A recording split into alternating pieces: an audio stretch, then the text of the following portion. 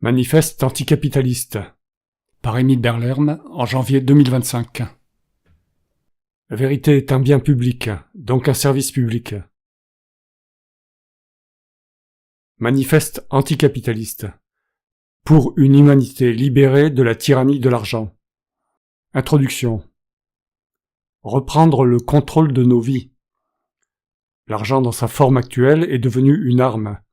Il conditionne nos existences, mesure nos mérites supposés et structure des inégalités insupportables. Pourtant, il n'est qu'un symbole, un outil conçu par l'humanité, qui aurait dû servir à faciliter les échanges, mais qui s'est transformé en une machine à asservir. Ce manifeste appelle à une refonte radicale de nos systèmes économiques, où l'argent ne serait plus un vecteur d'injustice, mais un moyen éthique de garantir l'égalité, la dignité et le bien-être de tous. Partie 1. Comprendre les racines du problème. L'argent, de l'outil au dogme. Initialement un instrument de troc, l'argent s'est élevé au rang de dogme incontestable.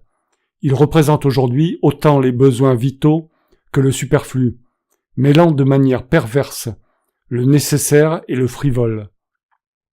Ce flou alimente une course aveugle à l'accumulation, où le capital devient une fin en soi. Le capitalisme, l'exploitation systémique. Le capitalisme, en glorifiant la compétition et l'accumulation, a institutionnalisé l'exploitation. Les êtres humains sont réduits à des rouages d'une machine économique, valorisés uniquement pour leur capacité à générer du profit. Cette logique nie leur dignité fondamentale et leur innocence d'exister. Partie 2. L'échec moral et éthique du système actuel. La fabrication des inégalités. Personne ne mérite ses qualités ni ses défauts, car aucun individu n'a choisi d'exister.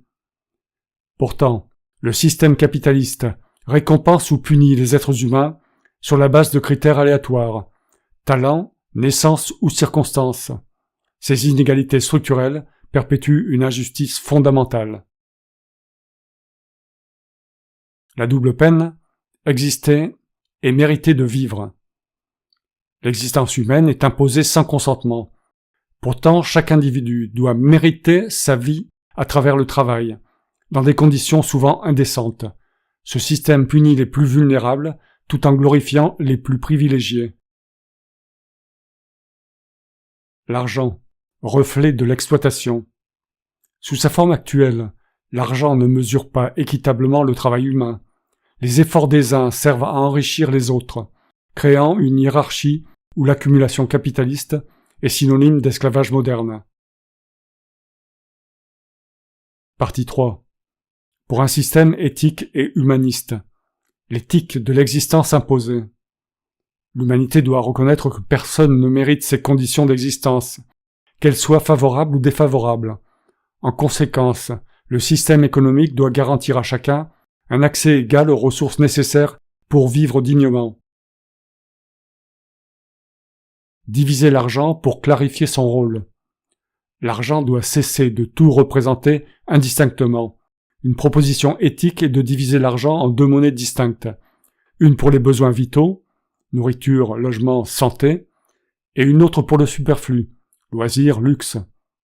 Cette séparation garantirait l'accès universel aux besoins fondamentaux.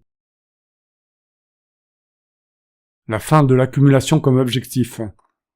L'accumulation illimitée de richesses, intrinsèque au capitalisme, doit être abolie. Les richesses doivent être redistribuées, équitablement, pour garantir une société où chacun peut s'épanouir sans dépendre de l'exploitation des autres. Partie 4. Agir pour un avenir post-capitaliste. Réformer la valeur du travail. Le travail ne doit plus être évalué sur la base de la demande économique, mais selon son utilité pour la société. Chaque heure de travail doit avoir la même valeur, peu importe sa nature, car tous les êtres humains ont une valeur égale. Redistribuer les ressources et les responsabilités. Une redistribution juste des richesses est essentielle pour corriger les déséquilibres hérités du capitalisme. Cela inclut une réforme profonde de l'héritage, qui perpétue les inégalités génération après génération. Éducation et mobilisation collective. Un changement systémique nécessite une éducation populaire pour déconstruire les mythes du capitalisme. Les mouvements sociaux doivent s'unir pour exiger des politiques basées sur les droits humains et l'égalité. Conclusion. Un appel à l'humanité. Nous sommes tous innocents d'exister. En imposant la vie à autrui, nous avons la responsabilité de garantir que cette existence soit digne, libre et égalitaire. L'argent, en tant qu'invention humaine, doit refléter cette éthique. Il est temps de briser les chaînes du capitalisme et de bâtir un monde où l'humanité prime sur le profit. Mise en forme à partir de l'article « Sens de l'argent » avec l'outil ChatGPT 4.0.